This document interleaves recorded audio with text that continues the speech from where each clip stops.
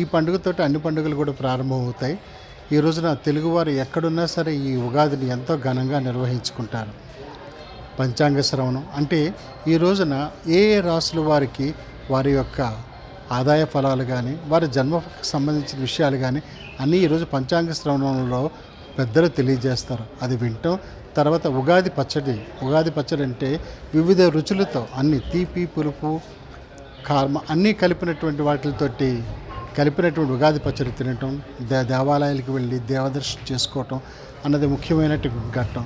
ఈ రోజున ఆంధ్ర రాష్ట్ర ప్రభుత్వం యొక్క ఆధ్వర్యంలో ఈ రోజున ఏపీ భవన్లో ఎంతో అద్భుతంగా ఘనంగా ఈ ఉగాది ఉత్సవాలు నిర్వహిస్తున్నారు. ఈ రోజున నేను ఆంధ్రాలోని ఏలూరు నుంచి హైదరాబాద్ నుంచి మా స్టూడెంట్స్తో కలిసి ఈ రోజున ఇక్కడ ప్రదర్శన ఇవ్వడానికి వచ్చాను.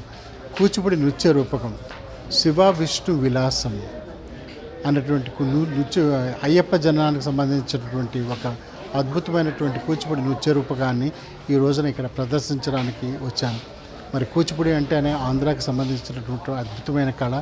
ఆ కళకు సంబంధించినటువంటి నృత్య రూపకాన్ని ఈ రోజున ఇక్కడ ప్రదర్శించడానికి చాలా సంతోషంగా ఉంది.